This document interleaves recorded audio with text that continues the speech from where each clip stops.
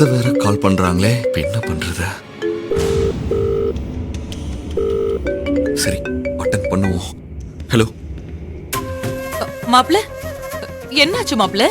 ஏன் நாங்க போன் பண்ணா எடுக்கவே மாட்டேங்கிறீங்க? நீங்களும் கையில எங்க தான் இருக்கீங்க? மாப்ள, இங்க நாங்க 2வது பூஜையை ஆரம்பிக்க போறோம். நீங்க 2 பேரும் ஏன் இன்னும் இங்க வராம இருக்கீங்க? அத்தை இல்ல அத்தை. என்னாச்சு மாப்ள? ஏன் உங்க குரல் ஒரு மாதிரியா இருக்கு? அது கையிலுக்கு ஒரு பிரச்சனை.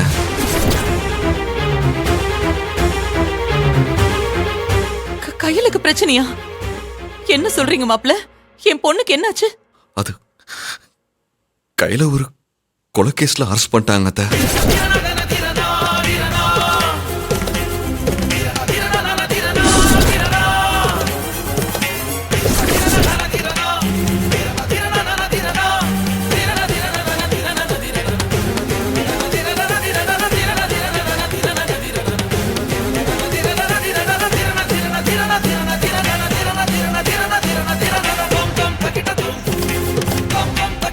என்ன மாப்ள, என்னென்னமோ சொல்றீங்களே, எனக்கு ரொம்ப பயமா இருக்கு. நீங்க அவளை பாத்தீங்களா? அவ எப்படி இருக்கா? போலீஸ் விசாரணைக்காக கூட்டு போயிருக்காங்க. எங்க வச்சிருக்காங்க சொல்ல மாட்டேங்கிறாங்க அத்தை. ஐயோ கடவுளே, இப்ப நீங்க என்ன பண்ண போறீங்க மாப்ள? கவலைப்படாதீங்க அத்தை. இன்ஸ்பெக்டர் இன்னும் கொஞ்ச நேரத்துல வந்துருவாராம். அவரு வந்ததும் என்ன ஏதுன்னு கேட்டு சொல்றேன். அத்தை, கையிலுக்கு ஒன்னும் ஆக விட மாட்டேன். நீ பயப்படாம இருங்க.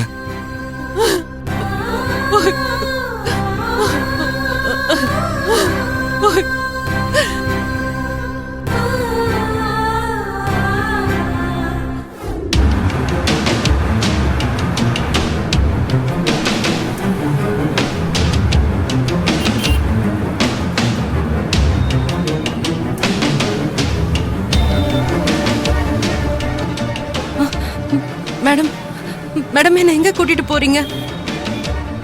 மா எங்கேயும் இல்லம்மா, கொஞ்ச நேரம் அமைதியா வா. இல்ல என்ன நடக்குதுங்க? என்ன எங்க கூட்டிட்டு போறீங்கன்னு சொல்லுங்க. ஏய், என்ன தேவையில்லாம கத்திட்டு இருக்காங்க? இல்ல நீங்க என்ன ஸ்டேஷன் கூட்டிட்டு போகாம வேற எங்க கூட்டிட்டு போறீங்க? சார் எங்க சார் கூட்டிட்டு போறீங்க? ஜட்ஜ் ஐயா உன்னை பிரைவேட்டா வச்சு விசாரிக்க சொல்லியிருக்காரு. அதான் பிரைவேட்டான இடத்துக்கு உன்னை கூட்டிட்டு போயிட்டு இருக்கேன். சார் இதெல்லாம் ரொம்ப அநியாயம் சார். உண்மையை கண்டுபிடிக்காம என்ன இங்க அங்கன்னு கூட்டிட்டு போறதெல்லாம் கொஞ்சம் கூட சரியில்லை சார்.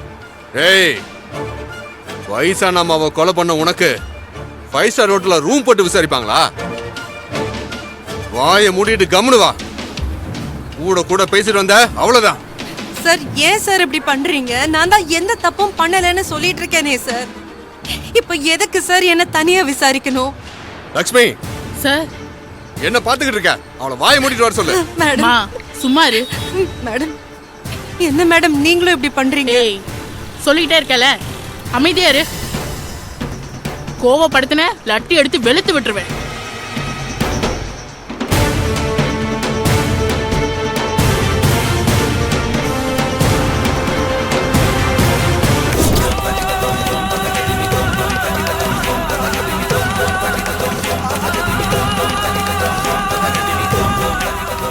என்னம்மா சொல்ற?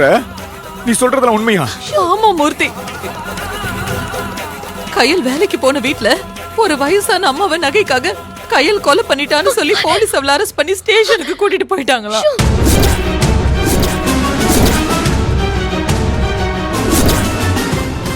மாப்பிள்ள அதுக்கப்புறமா விஷயம் தெரிஞ்சு போய் விசாரிச்சிருக்காருடா.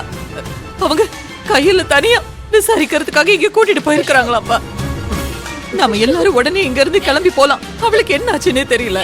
எப்படியாவது இந்த பிரச்சனையில இருந்து அவளை மீண்டாகணும். இருமா இருமா, எந்த ஸ்டேஷன், யார் இன்ஸ்பெக்டர் ஏதாவது சொன்னாரா? அதெல்லாம் போற வழியில மாப்பிளைய கேட்டு தெரிஞ்சுக்கலாம். நீ வாடா முதல்ல. இருங்க என்னத்த, நாம இங்க எதுக்காக வந்திருக்கோம் நீங்க மறந்துட்டீங்களா? வேண்டியதுல அப்படியே பாதியில விட்டுட்டு போனா என்ன அர்த்தம்? என்ன அர்த்தமா? என்ன கேள்வி கேட்டுட்டு இருக்க தானோ? அங்க கையில அரெஸ்ட் பண்ணிருக்காங்கன்னு சொல்லிட்டு இருக்கேன். நீ எங்க போறீங்கன்னு கேட்டுட்டு இருக்க. அத்தை, எனக்கு சூழ்நிலை புரியாம இல்ல. கையிலுக்கு ஒரு பிரச்சனைன்னு தெரிஞ்சு அங்க போக கூடாதுன்னு தடுக்கிற அளவுக்கு நான் ஒன்னும் அவன் மேல அக்கறை இல்லாதவளோ கல் நெஞ்ச காரியம் கிடையாது அத்தை. கையில காப்பாத்த போறோம்னு உங்க பிள்ளைக்கு ஆபத்து வந்தா பரவாயில்லையா அத்தை? அதுக்காக தான் சொல்றேன். ஐயோ அக்கா, எந்த நேரத்துல என்ன பேசிட்டு இருக்கீங்க? ஏமா நான் சரியாதாம்மா பேசிட்டு ஏ, தனம். இருக்கேன். பூசாரி சொல்லும்போது எல்லாரும் கேட்டுட்டு தானே தனம் இருந்தீங்க. சொல்றத கேளு.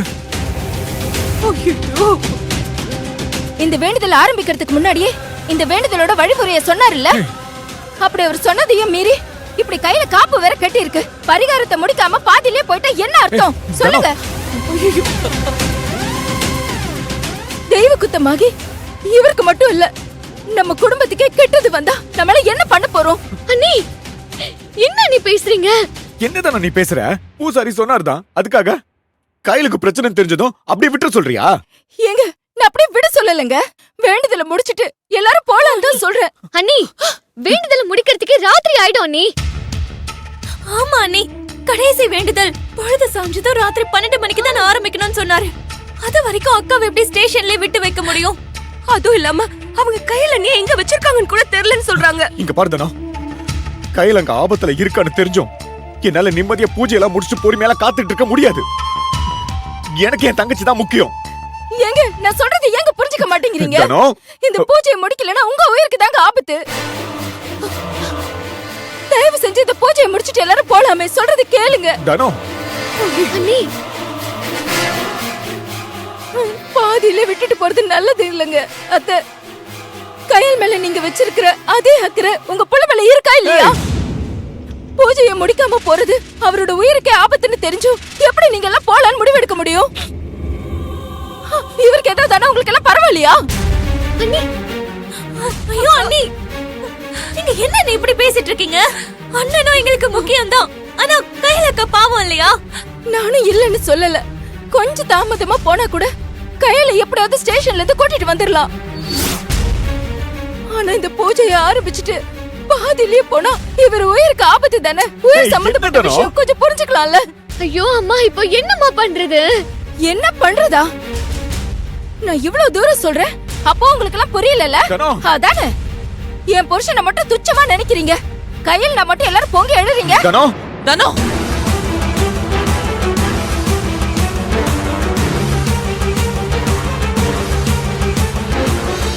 நீ வார்த்தையை ரொம்ப விடுற. நீ பேசுறது தப்பு. மூர்த்தி எனக்கு ஒரு கண்ணுனா கையில் எனக்கு இன்னொரு கண்ணு. அப்படி உனக்கு இந்த பூஜை தான் முக்கியம்னா நீ பூஜை வேலையை பாரு, நாங்க கிளம்புறோம். அதானே உங்களுக்கு கையில் மட்டும் தானே முக்கியம், இதுல ஏய். இருந்தே தெரியுதுல்ல? தனோ, அண்ணி சும்மா வாக்குவாதம் பண்ணணும்னே பேசாத. அங்க கையில் செய்யாத தப்புக்கு போலீஸ் அவளை கூட்டிட்டு போயிருக்காங்க. அவ எக்கேடு கெட்டு போனா எனக்கு என்னங்கிற மாதிரி நீ பேசிட்டு இருக்க. நீ பேசுறது ரொம்ப தப்பு. எனக்கு எல்லா பிள்ளைங்களும் ஒரே மாதிரி தான்.